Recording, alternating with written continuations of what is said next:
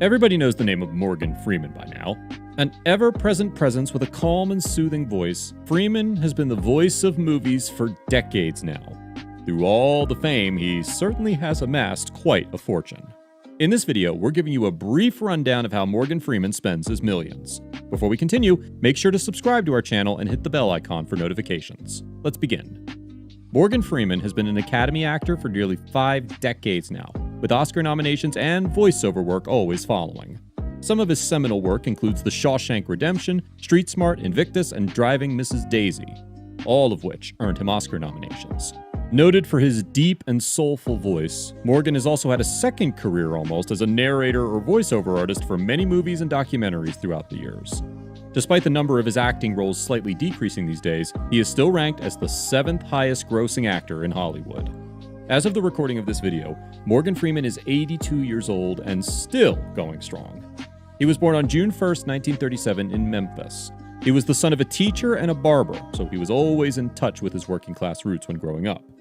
Growing up was a tumultuous phase of his life, with him shifting homes and moving in to live with his grandparents at a very young age. Further relocations, as well as a bout with pneumonia at the age of 16, further made his growing up to be difficult. Nevertheless, Morgan and his penchant for acting was always in the forefront.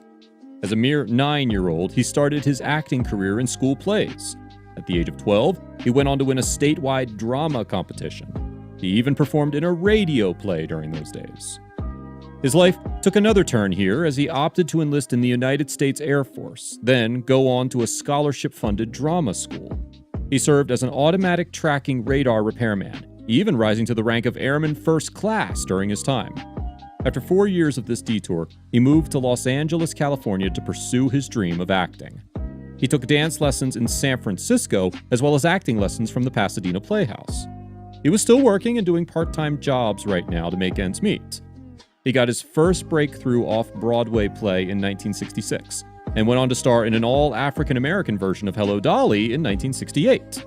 His first movie appearance was in Who Says I Can't Ride a Rainbow in 1971. Brothers and sisters and misses and misters, here's your daddy-o with the sounds to go. No shucking, no jiving, I'm telling you, your music's arriving. Ha ha!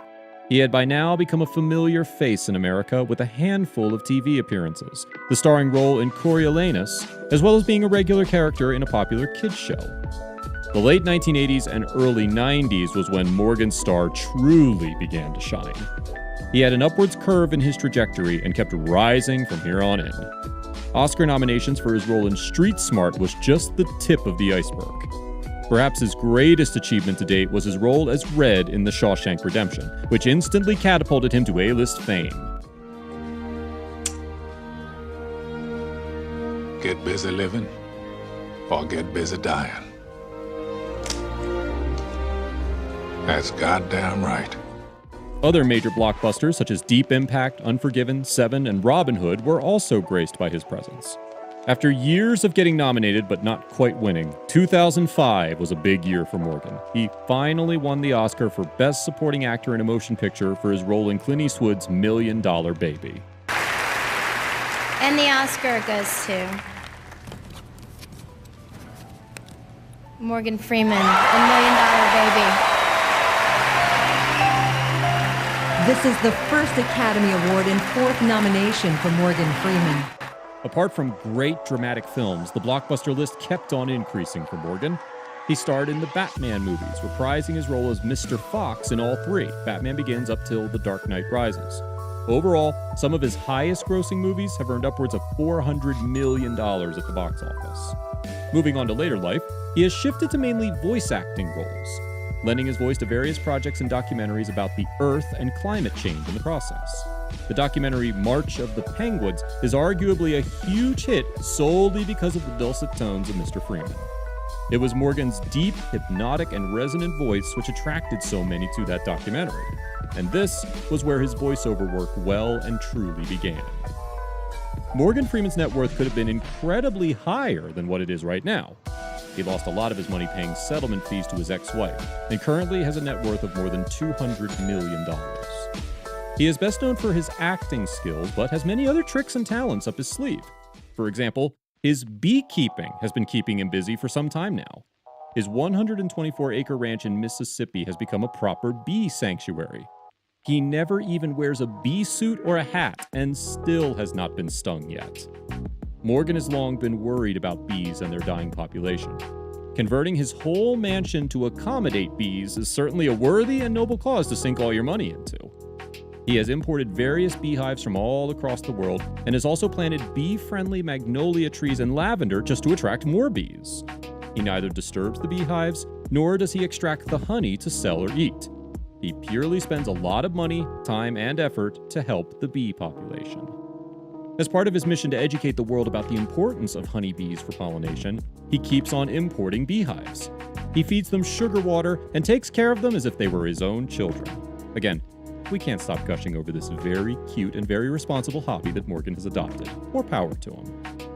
Morgan also has a penchant for luxury cars. He has a sprawling collection, which includes a BMW 745, which he bought for $10,000 only to restore it. He also has a Denali worth nearly $50,000, which is an 8-cylinder SUV. He also jumped on the electric vehicle craze and bought himself a Tesla Model X for nearly $80,000 as well. There was also a Chevrolet Corvette Indianapolis that was an official pace car at the Indy 500. Freeman bought it for $20,000. On top of this, he also owns a Toyota Tundra and a Chevrolet Silverado, which he paid $47,000 and $35,000 for, respectively. He also has a red 1966 Ford Mustang GT350 worth a whopping $140,000. But the crowning glory would have to be his Lamborghini Aventador, which is worth about $400,000.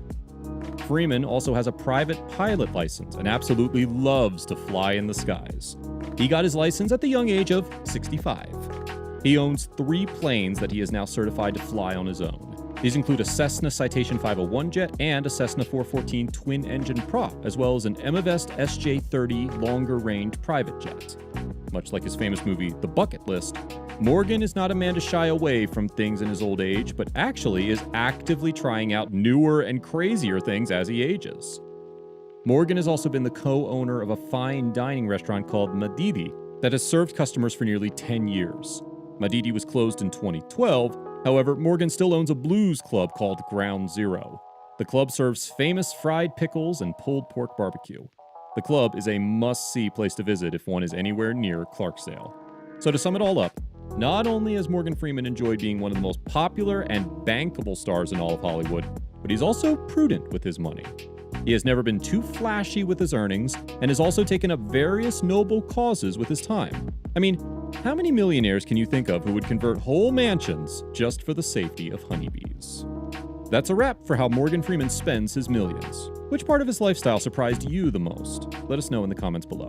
Make sure to give this video a thumbs up and subscribe to our channel for videos like this. See you in the next one.